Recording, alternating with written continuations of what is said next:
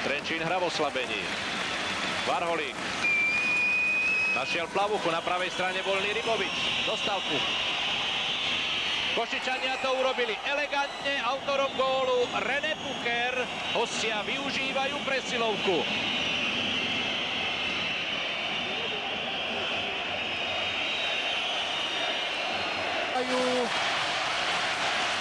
Trenčania presilovku 4-3 a znovu to bol Robert Pukalovič, ktorý načal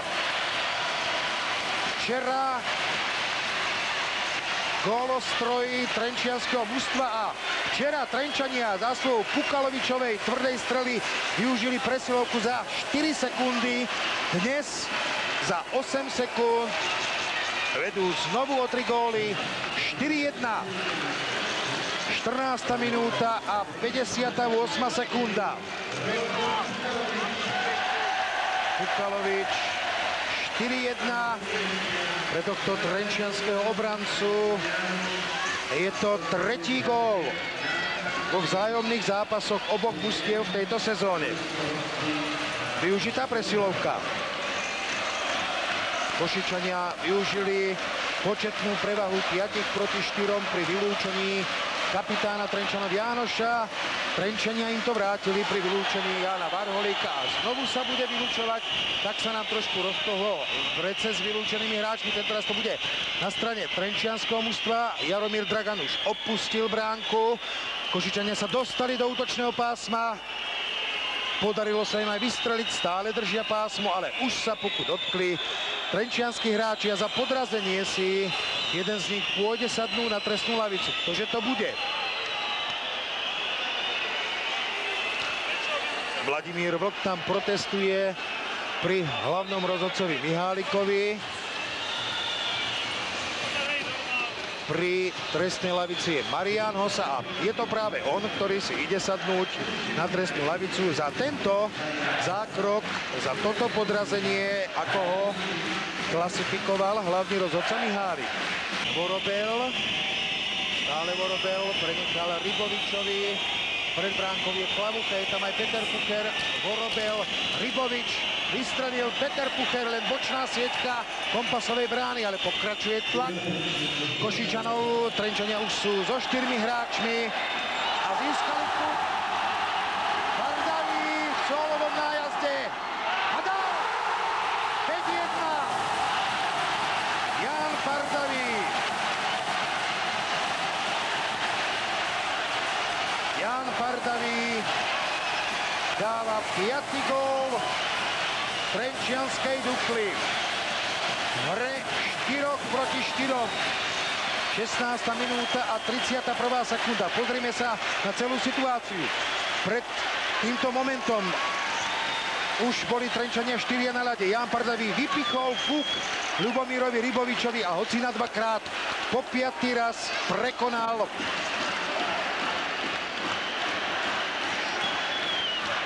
Jaromíra Dragana. 5-1 vedú po tejto situácii Trenčania nad Košičanmi. Pre Pardavého je to 7. gól v tejto sezóne vo vzájomných zápasoch. Je zo všetkých hráčov na ľadovej ploche najúspešnejším strelcom vo vzájomných stretnutiach. Ján Pardavý dokázal, že nie nadarmo je najproduktívnejším hráčom. A už vidíte Stana Štefánika a Jána Pardavého. Janko, vy ako keby ste to mali načasované z tej trestnej lavice. Tak to prišlo náhodou. Ja som teraz nebol, chvála Bohu, vylúčený. Ja som to vypichol a to už človek musí dať, keď chce zvíťaziť.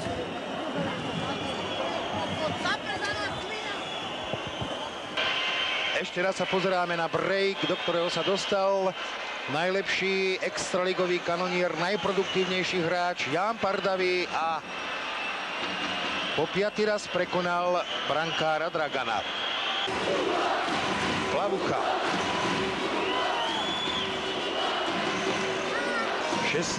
minúta záverečnej tretiny. Celá trenčianska striedačka už stojí.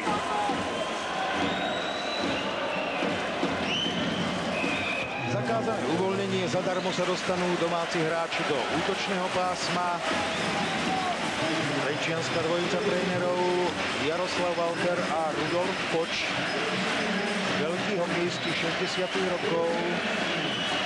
Tam ich vidíme, poslali nové formácie na ľadovú plochu.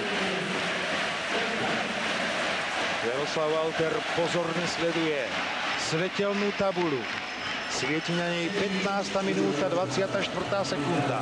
A výsledok priebežný už to neplatí, pretože je 6-1 po lacnom góle, ktorý dostal Jaromír Dragan z hokejky Mariána Smerčiaka. 15. minúta, 27. sekunda, 6-1. Marián Smerčiak vyslal nepríliš prudkú strelu. Pozrime sa ešte raz. Tu je. Zdá sa však, že tá strela bola tečovaná a prešla pomedzi chrániče Jaromíra Dragana. Pozrieme sa odtiaľto. Tu to bude vidno lepšie. Tam je Smerčiak. Áno, niekto tú strelu musel tečovať. Je to jasné. Na veci to však nič nemení. Marián Smerčiak dáva 6. gól Dukly Trenčín a porušuje finálovú magickú päťku. O 5 gólov vedú hokejisti Dukly Trenčín. Tým, ktorý tečoval tú strelu a ktorý bol nakoniec označený za strelu. Trenčiansky zimný štadión už oslavuje René Pucher v útočnej aktivite. Potom Jarku Švača. Jeho strela zrazená, ale ešte predtým sa ozvala píšťalka čiarového rozhodcu postavenie mimo hory. Tam sa pozeráme na tú najhlučnejšiu časť trenčianskeho publika, ale až na tie drobné vybočenia z normy, kedy predsa len hádzali drobné predmety na ľadovú plochu. Boli to veľmi slušní diváci a Jaroslav Walter už takisto oslavuje. Jaroslav Walter, možno povedať, urobil so súčasným trenčianským mužstvom malý zázrak. Znovu ukázal, že je to tréner do nepohody. Jaroslav Walter prišiel k mužstvu tesne pred začiatkom súťaže. Stal sa prvým trénerom, asistentom Rudolf Poč. Citeľne oslabený káder trenčianskej Dukly. Však dokázal hrať veľmi disciplinovaný hokej. Hráči pochopili filozofiu Jaroslava Waltera, ktorú im štepoval počas celej sezóny. Základom úspešného výsledku je disciplína. Disciplína v každej sekunde, v každom momente. Hráči to pochopili a teraz sa tešia zo zisku majstrovského titulu. Nikto, varí nikto, s Trenčínom nerátal pred začiatkom sezóny, že by mohol oslabený trenčiansky kolektív bojovať a vybojovať titul majstra. Bukalovič, ale už sa oslavuje, už oslavujú všetci. Záverečné sekundy celej hokejovej extraligy v sezóne 1996-97. Šťastná striedačka Trenčína. Trenčianski hokejisti sa zaslúžene stali majstrami Slovenska v tejto sezóne. Dokázali vo finálovej sérii zdolať 3-1 na zápasy svojho veľkého rivala HC Košice. Titul im patrí právom. Počas dlhodobej časti boli jednoznačným lídrom slovenskej hokejovej extraligy. Tak čo? Dohráme ešte tých 11 sekúnd. Na ľadovú plochu už padajú predmety, padajú konfety. Varí sa to ešte dohrá. Tu sa pozeráme na štatistiku dnešného stretnutia. Ten najdôležitejší fakt je ten, že Trenčín vyhral nad Košicami 6-1. Po tretinách 2-0, 3-1 a 1-0. Strely na bránku 26-25. Úspešnosť brankárov 96%. Vysoká úspešnosť. Robert Kompas o niečo menšia. Jaromír Dragan dohrá sa s pukom na hokejke najstaršieho hokejistu Trenčína Roberta Bukaloviča. A vidíte to, čo sa tu deje. Začínajú sa oslavy, my sa však pozrime na to, čo rozhodlo. A ale myslím si, že Stano Štefánik je pripravený s rozhovorom. Nech sa páči. Pri mikrofóne tréner nového majstra Jaroslav Walter. Tak čo, konečne si sa dočkali.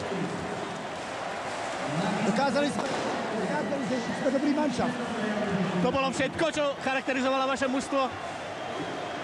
Len kvalita herná, alebo aj srdce? Keď to niekto pozerá skladbu toho mužstva, tak to sú chlapci Jakubík, taký druholigový Fleischer, ale oni majú srdce, oni majú charakter. A to rozhodlo v tejto lige. Charakter. Ne peniaze, ne hvezdy, charakter. A to tí chlapci majú.